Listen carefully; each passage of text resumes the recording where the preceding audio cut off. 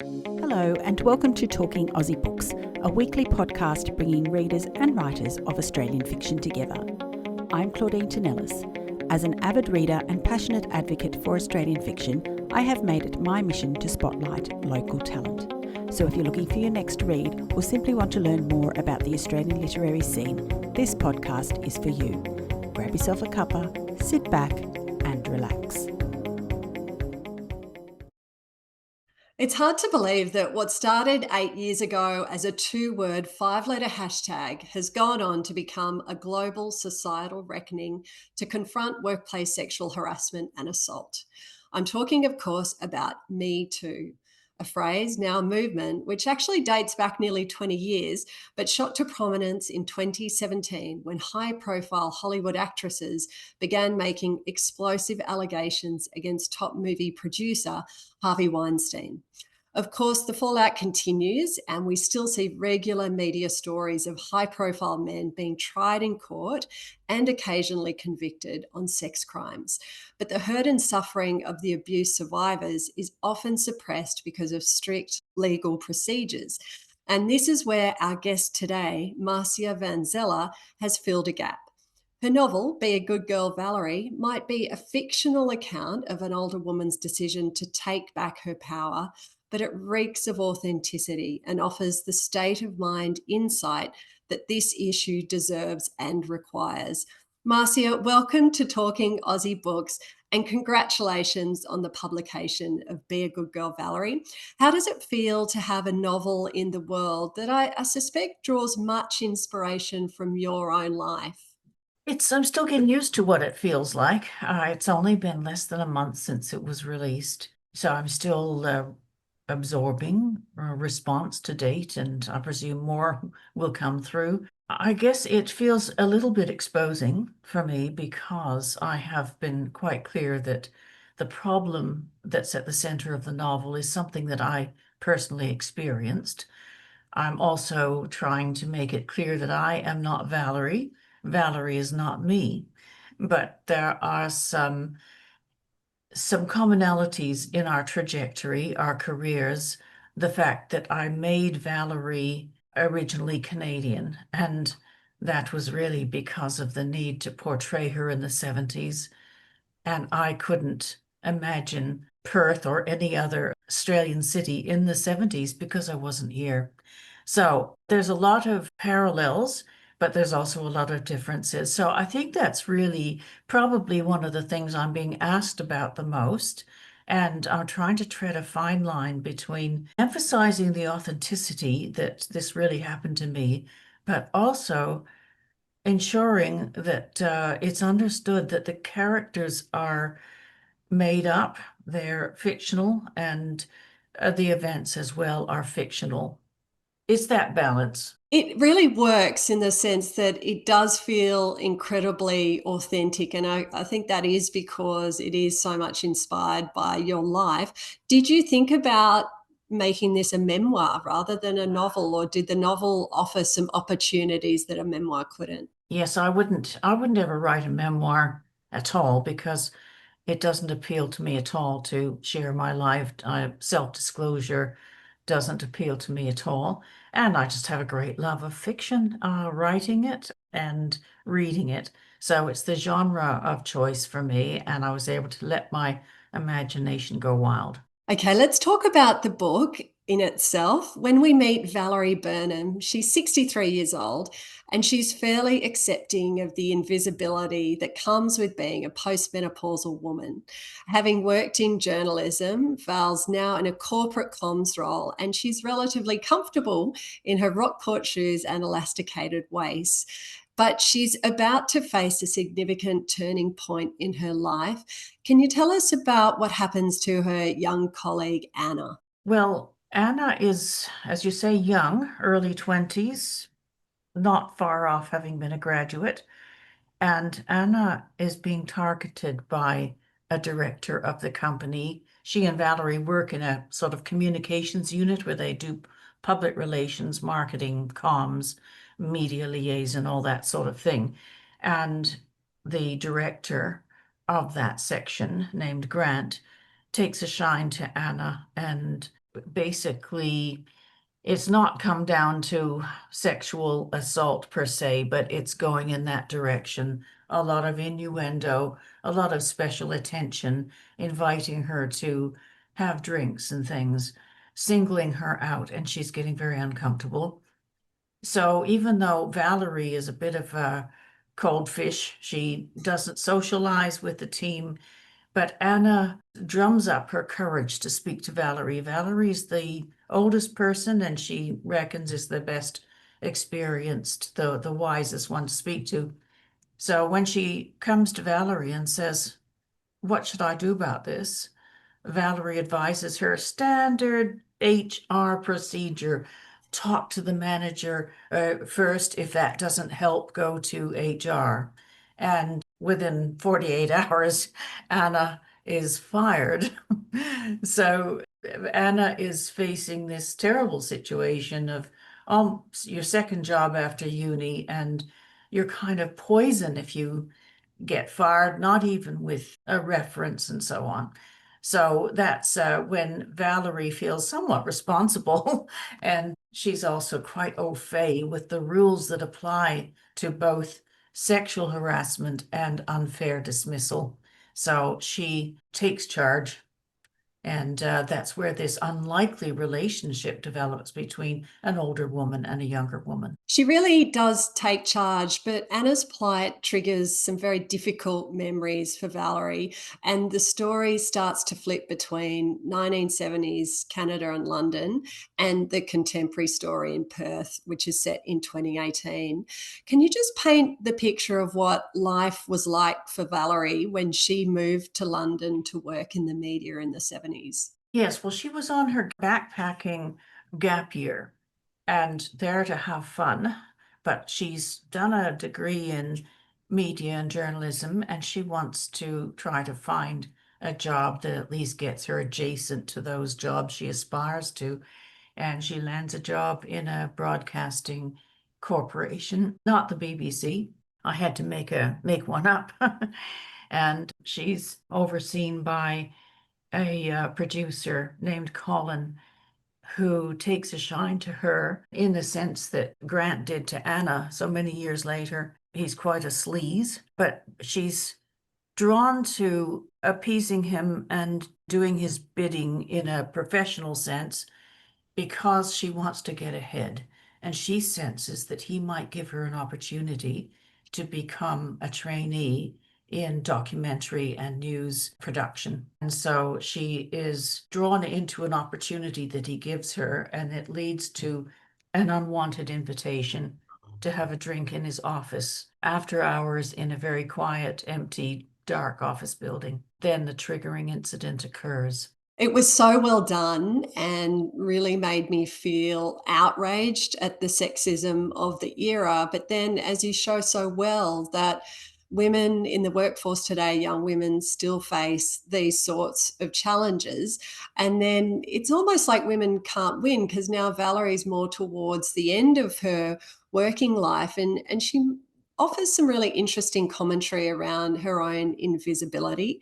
In some ways, she finds it quite freeing to be beyond self-consciousness that accompanies the male gaze. But she does make the point that her invisibility is not a constant. It's fine when she's in an environment where there are other middle-aged women, but when she's in trendy places with her younger colleagues, she feels judged for her so-called matronly clothes and daggy shoes.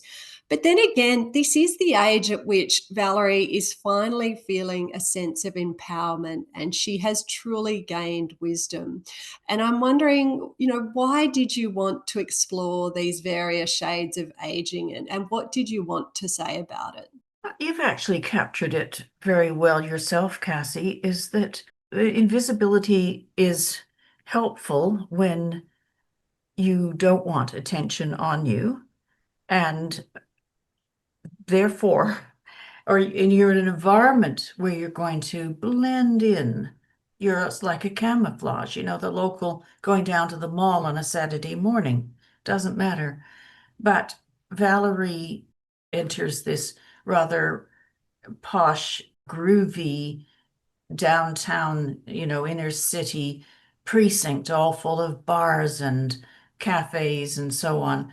And that's when she feels she doesn't fit in. And yet she's because she's still working, she's still in the CBD every day. So she has to pass through these areas, if not totally visit them, in order, especially as she gets to be friends with younger people who go there. And so it's a kind of a double-edged sword for her because she genuinely feels very out of place. I can say personally as well, occasionally I've gone to some hip bar with one of my children or whatever, or their friends, and I felt absolutely so uncomfortable being there. It's a feeling that is really true and real to me. And so I thought I would lumber Valerie with a similar feeling. Do you feel like that's something that's more particular to Western societies, this sort of disrespect and disregard for older women? Because it sometimes strikes me that other cultures are far more respectful and caring of older women. What do you think is going on there, and how could we make some change in our culture to elevate the women who are sort of the age and stage that we find Valerie? I think it comes down to one word, and that is ageism. And ageism manifests in so many ways. There is actually an organization in Australia called Every Age Counts. And there's also a United Nations project to counter ageism. More and more awareness of ageism is going to help, and more education. And that comes right down to what we call people, like calling old people honey, sweetheart, darling, to looking at someone and not seeing past the gray hairs and the wrinkles, and making assumptions that if they have gray hair and wrinkles, they must be a computer Luddite, they must be frail, they must be hard of hearing because you've got to shout at them, don't you? Ageism is a systemic problem, and there are things being done about it now, both nationally in Australia and internationally. So that's as good an answer as I can. It's almost like exporting the problem to the next generation because these sorts of things take generations to take hold. It's fair to say that Valerie's not really taking it lying down, but she is a woman who, while sure of herself in some ways, does have some questions and uncertainty. She makes a really interesting observation about her role in helping her colleague Anna, who is very grateful for the help. And she sees Val as a formidable woman. But Valerie almost feels guilty about this. And she says, and this is a direct quote from the book, to these young women, she seemed to project some facade of feminist strength, yet not a day went by when she didn't rue the years, no, the decades of being a pushover, a supplicant to the whims of men. Perhaps she was better at indignation when bad things happened to other women. And it's that point that you make there via Valerie is such an interesting commentary about the guilt that I think many women feel, myself included, for not knowing better or not standing up for themselves, certainly in decades gone by. Do you think it's a fair explanation to say that we simply didn't know better 20, 30 years ago? Or is that a bit of a risky argument because it's one that can also be used by abusers to explain away their behaviour? Well, what do you think? Yes, well, not complaining about wrongs being done to yourself. I see it as a different sort of flip of the coin from someone who's done wrong saying, I knew no better. So I think it has a lot to do with right from childhood and being, and particularly it's more about girls and women having it hammered into their brains that men are more important and that men, we have to put up with their quirks and their tempers, their dismissal of your own needs. Men will be men and boys will be boys. And I certainly was raised that way, to always put the needs and wishes of men and boys ahead of my own. So I think it's very deeply grained. And to the point where if a man is behaving badly, you put up with it, and you don't necessarily think deeply enough about it to realize that it is abusive, unacceptable, and possibly even criminal. So girls need to be brought up to understand what boundaries need to be set and to hold on to those boundaries. Boys need to be taught, well, both sexes need to be taught consent. And we do see an element of that now coming through. There's Chanel Contos's program, Teach Us Consent, in the schools in New South Wales. And so it really is a systemic thing that stems from our very childhood and what we're taught and modeled on to understand what is acceptable and what is not, and to speak out if it's not. I think you're right. Things are changing, but progress can sometimes be frustratingly slow. Fortunately, we do have women like Chanel Contos, who is a leading campaigner for consent education. And she provided a blurb for your book describing it as a work of fiction that will feel chillingly real to so many women. I'm wondering, how did your contact with Chanel come about? It was largely through the publisher, Jane Curry of Ventura Press, who had the contact and the knowledge of Chantal and her work. Over here in the West, I'd heard about her work, but I think that it was Jane was very, very well aware of it and sent her a copy of the book. So Chanel very kindly put some positive words on it for us. I think she was exactly the right person to send it to.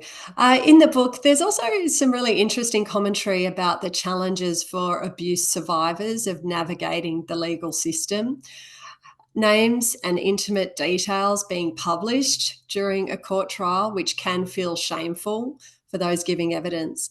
We also know that conviction rates for sexual offences are woefully low, and the bar for conviction is high, beyond reasonable doubt. And these scenarios are often he said, she said situations where only two people really know the truth of the matter, but only one of them, the complainant, is required to give evidence.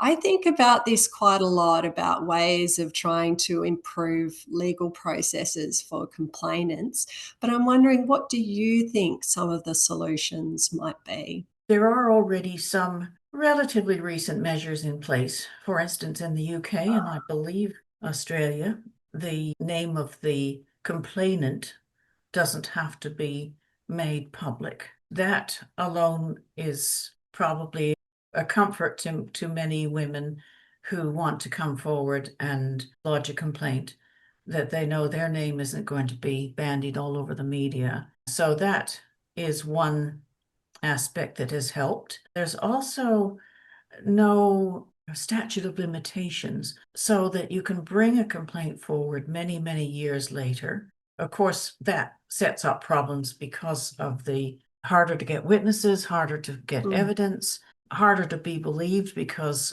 how reliable is the person's memory. But it often happens that when somebody is abused as a younger person, they don't really realize what's happened to them. They don't realize that it's wrong and that it's something that would merit being brought to the attention of the police. So that's another reason why the statute of limitations was dissolved in some countries, just to allow victims many years later to reflect, maybe have therapy and work through their issues, and then realize, yes, that was a potentially criminal thing that happened to me.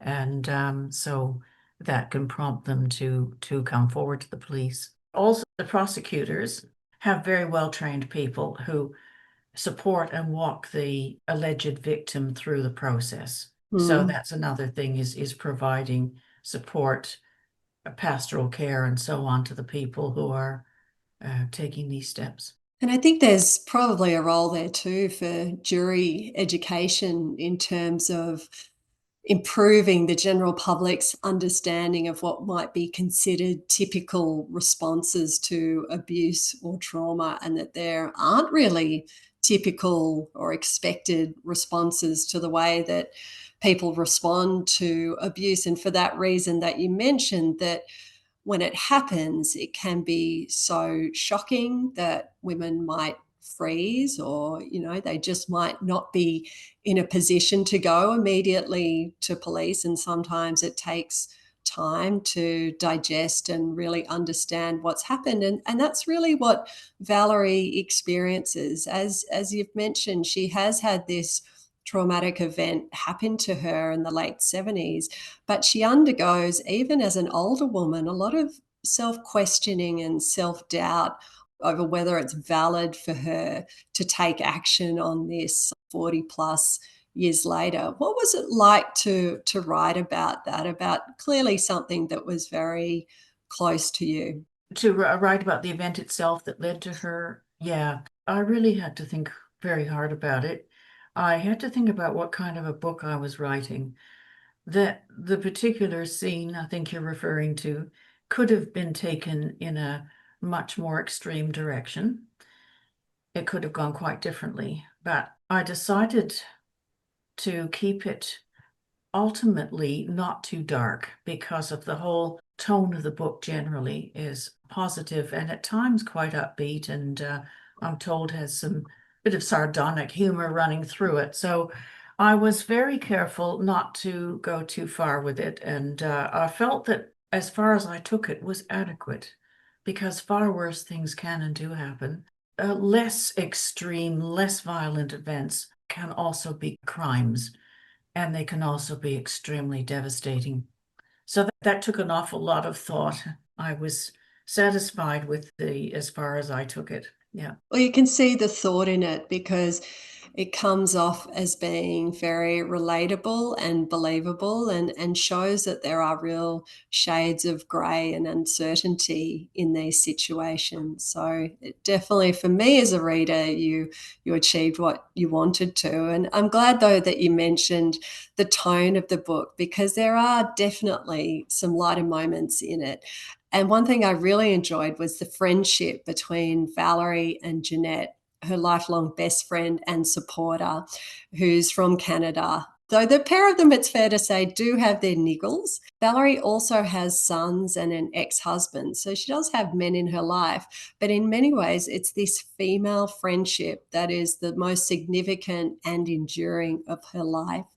I'm wondering, why did you want Valerie to have a best friend like Jeanette, and what role does she sort of serve in the story? I made Jeanette an academic who specializes in psychology, and indeed she's also a radical feminist, is Jeanette. So I felt that she was a good foil, a bit of a Greek chorus, an advisor, and she chimes in on some of the bigger stuff, some of the what's sitting in the background of what motivates people's behavior.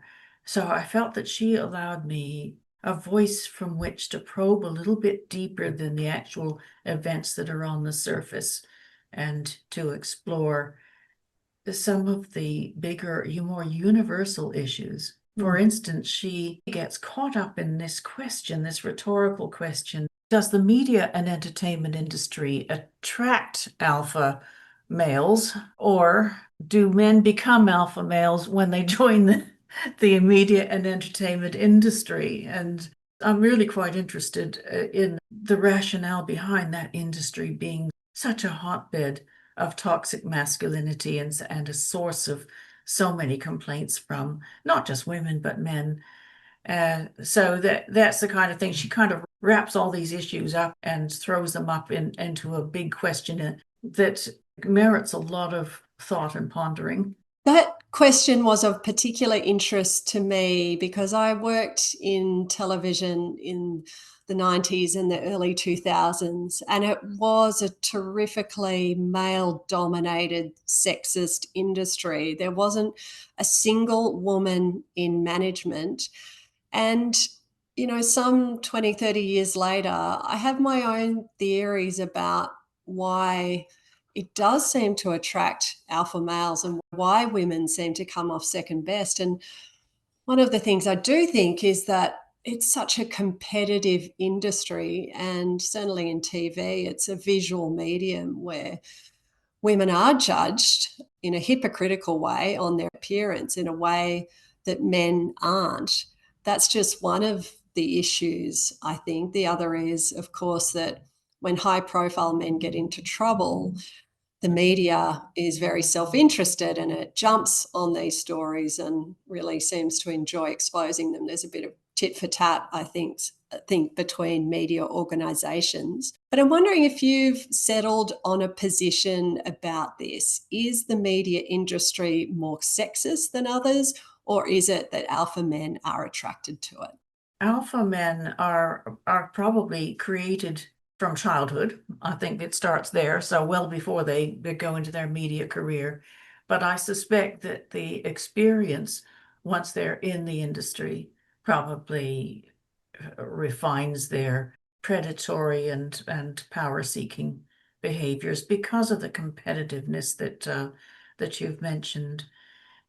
I think that there's a lot of ego. There's a lot of, depending on what sort of role they play, if they're sort of people in front of the camera or whether they're producers and directors behind the camera. There's an awful lot of competition, an awful lot of high stakes to achieve well-reviewed, well-rated, well-watched programming.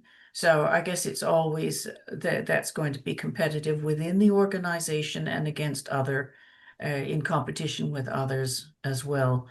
There's also an awful lot of money involved. And one of the points that I read in a study about the problem of toxic masculinity in the industry is that men who perpetrate bad behavior and get complained about, they often get to hold on to their jobs because if, say, the lead actor to a popular series receives complaints and is investigated, they hang on to that person because if that person is fired, then the whole project goes down, and that could be multiple millions of dollars goes down. So I think there's a lot of protectionism on financial grounds as well. It's almost like some people are too famous or too important to lose, I suppose. Well, that's right. You get a person who's the star of a program. The program is nothing without them. You can always replace minor characters and kill people off and stuff, but if your central star is not there, then the whole series goes down. And if it's earning lots of money, getting huge audiences, then that's a really stranded asset. And then what's even more galling is that the women who make the complaints often end up to be the ones who really suffer the consequences. And we see that in your book via the character of Anna, who, as you mentioned, as soon as she starts making some noise about the treatment that she's experienced, that she's the one who's fired. Luckily, in this day and age in Australia, there are checks and balances and systems and processes, starting with the workplace itself. Not all workplaces, but there are checks and balances within codes of conduct and so on, within the need for organizations to comply with the sexual harassment laws, unfair dismissal laws, and then there's the Fair Work Australia that as a last resort that one can appeal to. So at least we do have these checks and balances, but I'm sure there are an awful lot of complaints that slip through if they get made at all. They just don't go that far. And I hear anecdotally from people who are in employment that have said, oh, we don't have a code of conduct, or, it's our boss gets away with murder. Maybe that's more happening in the smaller business side of things. So yes, it's a bit hit or miss. There are systems and support systems and regulatory systems that you can appeal to. As I've said, we are making some progress, but the progress can sometimes feel very slow and hit and miss. And that's something that definitely comes out in the book. But I just want to move on a little to talking about how this book was written. You released your first novel in 2015, and it was historical fiction about a real-life disaster in the 1870s Western Australia, the sinking of the SS Georgette. So your new novel seems quite a different project. Did it feel different to write, and what were the main challenges that you faced? Yes, vastly different. I wrote the historical novel as part of a thesis for a PhD in creative writing at Curtin University. And the topic was, the university showed a lot of interest in the topic, quite parochial really to Western Australia. And it involved an awful lot of research. I know all about, for example, bilge pumps, a lot of nautical information. Writing that was a process to become a creative writer. I've been worked in journalism and communications PR for years and years, written stuff, many nonfiction types of writing, professional and business writing. And I did the PhD in order to see if I could, how I would go as a creative writer and see if I had it in me. And that was a very good experience. I got the PhD. I published it in a limited form myself because it just didn't have a broad enough appeal. Now, I've since written one other novel, which is still waiting, hoping to get a publisher, but it was also historical. Valerie is the first contemporary book I've written. It's been the one that's been the most fun to write. It didn't require anywhere near as much research, although I did have to search a lot of legal information. Didn't require the research or that kind of real slog you go through when you're trying to recreate the past.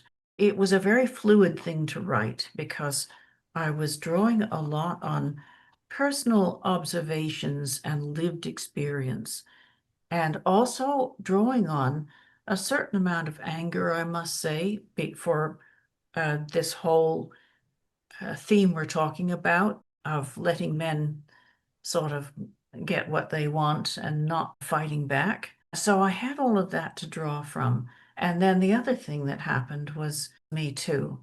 And found myself listening to those stories from the women very keenly. And because I also worked in a broadcasting setting myself as my first job after university, that was in Toronto, I thought it sounds so much like what I experienced back then, albeit I wasn't working for Miramax Studios. It was a small television drama production unit. What went on there was quite mild compared to the stories we read about Harvey Weinstein, but it was still the same thing. It was still the same thing, ogling, touching, inappropriate invitations to one-to-ones behind closed doors, all that sort of thing. In a milder way, it was occurring to myself and my peers back in the 70s in Toronto. So I had a lot to draw upon, and that made it really engrossing to write. And I feel that I've found a genre now that I love history, but I'm really enjoying writing more contemporary material.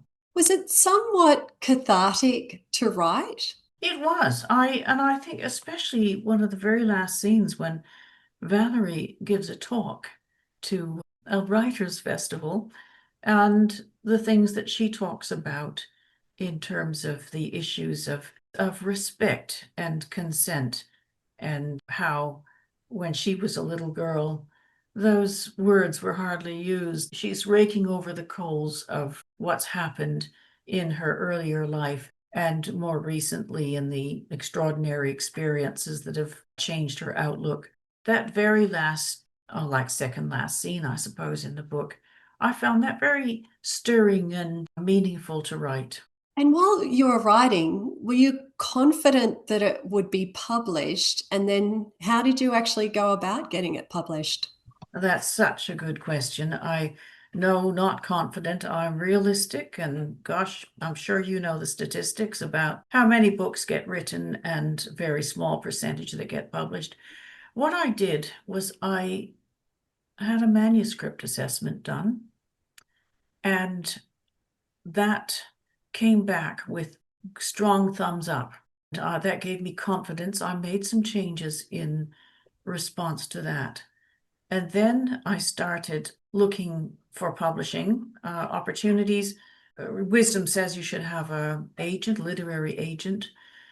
I did check in with a couple, and basically that's not what we're interested in having publishing now. And then I came across Ventura Press and independent press, and they take submissions directly. And when I read about what they are interested in publishing, women's stories came strongly in their blurb, and also, as they say, stories that enhance life. And so I thought these sound like my kind of publisher. So I reached out to Jane Curry, and we had a Zoom meeting, and didn't take that long before we came to a very pleasant agreement to work together. It's been a fantastic experience, just delightful to work with them. And I think they've done a great job of helping me enhance and maximize my book. So yes, that's where we're at. Sometimes it is just about finding that right home for the book. And I just want to go back to something we skipped over, and that was to do with the research that you needed to do for this book, just around the legal processes. And I assume you're referring to what it's like for a complainant to go through a sexual assault trial. And I'm just wondering, how did you go about finding out that information? Largely through the information that's put out by the various jurisdictions, articles by defense lawyers and prosecutors. I was actually researching not only Western Australia in terms of the unfair dismissal and sexual harassment stuff, which is in this civil sort of arena rather than criminal. And Fair Work Australia has fantastic information.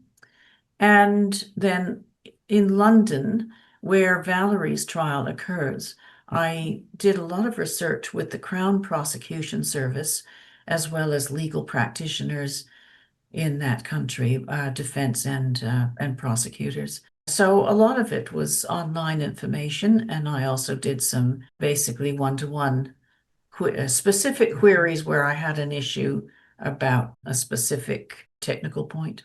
Were there many things that surprised you in the course of that research? Can't say I was really totally surprised. I will tell you one statistic that came to the forefront is that I read a scholarly article about the influence of gender balance on juries who are hearing sexual assault trials. And it might seem conventional wisdom to think that a female-heavy jury is going to be more likely to convict the accused in a rape case. But in fact, it's not. It's not as skewed as that. In fact, generally speaking, when you've got slightly more men on the jury, then the convictions are more likely statistically to happen. Now, this was UK statistics, but I would think that possibly those figures might be borne out here as well, but certainly in the UK. So having a preponderance of women is not necessarily a greater chance of a conviction. It's such a counterintuitive statistic, but I think harks back to what you were saying earlier about the way women are conditioned and told to behave from early childhood, and the way that, sometimes women do judge each other to a different standard, or perhaps they try to imagine themselves in that situation and what they might have done. But it's such a thorny area, and what you do so well in the book is to present us with some of these conundrums, but not dictate what the answers should be to that. I'm just wondering, now that you've had this enjoyable experience with writing contemporary fiction, what do you think your next project is going to be?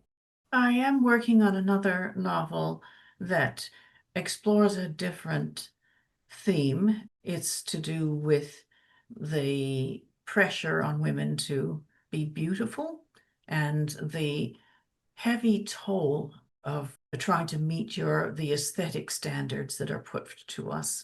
That sounds all rather abstract, but that's the general theme. That sounds fantastic. It's definitely one I'd like to read, that's for sure. Now, as you may or may not know, on Talking Aussie Books, we do have a lot of authors and aspiring authors who listen to the podcast. And I'm wondering, I understand that you are a teacher and an academic, and I imagine you probably do see your students making similar mistakes time and again with their writing. And I'm wondering, what is the advice you often find yourself repeating, or what's the advice you often find that you have to give yourself when you're working on fiction? Well, a number one piece of advice is read a lot. If you want to be a good writer, you've got to be a good reader, and particularly read in the genre or genres and subject matters that you're interested in writing in yourself. So I've had a lot of, probably thousands of students over the years, and an awful lot of them who want to be writers are not reading nearly enough. So that is number one. And do be prepared to work on your craft. And this is maybe this is going to sound very old-fashioned in a very short period of time, but by craft, I mean your grammar and syntax, tone, sentence structure, sentence order. I know that's all that mechanical stuff under the hood, but if you're putting something forward, it might be the greatest idea in the world to a publisher or an agent. If they see all those typos and awkward sentence structure and so on, then it's likely they won't get past the first few lines. So that's really boring advice, but really improve your craft, your mechanical skills. And believe it or not, when you use something like Grammarly, not the generative Grammarly, but the text checking Grammarly, use it as a tutor. Don't just accept the changes, but they have little explanations. Microsoft Word as well. When you have it on editing language mode, they actually tell you why. So use those tools to instruct yourself. And I also think if you're going to be reading a lot more, expose yourself to good reading, to good books, because I think a good sentence, if you read enough of them, you'll start to get the feeling for what a good sentence reads like. Yeah. I think that's terrific advice, and you're absolutely right. The more you read, the more you get that muscle memory about how to produce a great sentence and a great story, as you have done with your book. So, Marcia, thank you so much for joining us today on Talking Aussie Books, and congrats again on a really thought-provoking read. Thank you, Cassie. It's been great talking to you. That's it for this episode, folks. Hope you enjoyed this conversation as much as I did. If so, I'd love it if you'd leave a review on your preferred listening platform, which may include Apple Podcasts, Spotify, or Amazon Music. Until next time, friends, happy reading!